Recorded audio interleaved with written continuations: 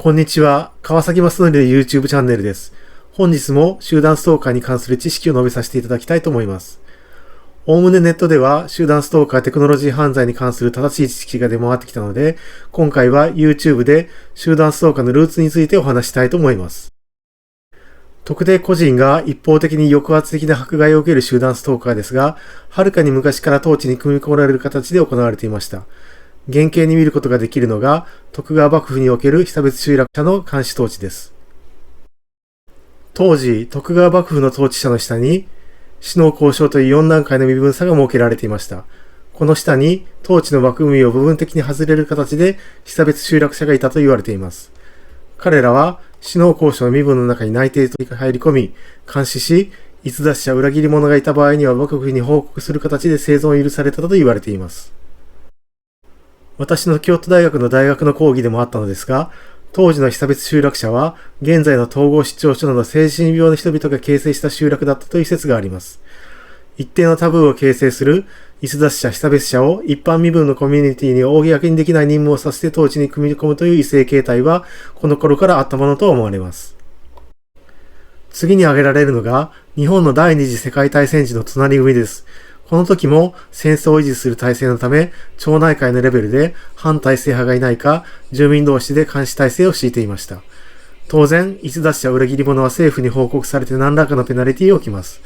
住民の相互監視体制による体制維持が行われた一例かと思います。さらに、次の事例2つが現在の集団ストーカー行為の原型を作ったと言われています。旧東ドイツの秘密警察シュタージとアメリカの共産狩りコインテルプロです。シュタージはこちらのアナ・ファンダーさんの監視国家という書籍が詳しいです。当時、東ドイツには住民を監視抑圧する国家機関としてのシュタージという秘密警察がおり、市民の協力者が人口の10分の1まで膨らんで、体制崩壊後パニックを起こしたと書かれています。書籍には、イタリアに留学に行った女の子が、現地の民主主義国家の男性と恋をした結果、帰国後に制裁に遭うようにシュタージから攻撃を受けたと書かれています。いずれも、尾行していると分かり占める強制尾行の形で迫害が行われ、シュタージの国家機関の資料には、解体処置という言葉が残されたと言われています。書籍には言及がありませんが、人間の社会性、人間性、博愛性を毀損、解体する形で、加害行為が計画的に長年にわたって行われたことが推察されます。アメリカのコインテルプロも同様ですね。第二次世界大戦後の共産主義と民主主義の闘争の時代に、共産主義者に対して、社会性、人間性、博愛性の解体を目的として行われました。日本の加害宗教団体が行ってきた集団ストーカー行為も、もともとは共産主義者への対抗措置として行われたと言われています。それが、グローバリズム時代に対象の制限が外れて誰にでも行われるようになってしまったという指摘が、被害者団体の中でなされていました。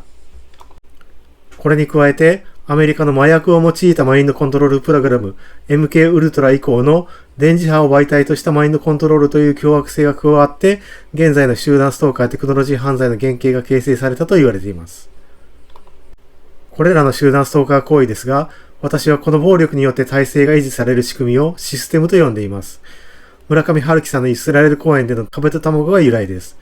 本来なら我々を守るべき強固なシステムの壁が個人としての卵を破壊するといったニュアンスで用いられていました。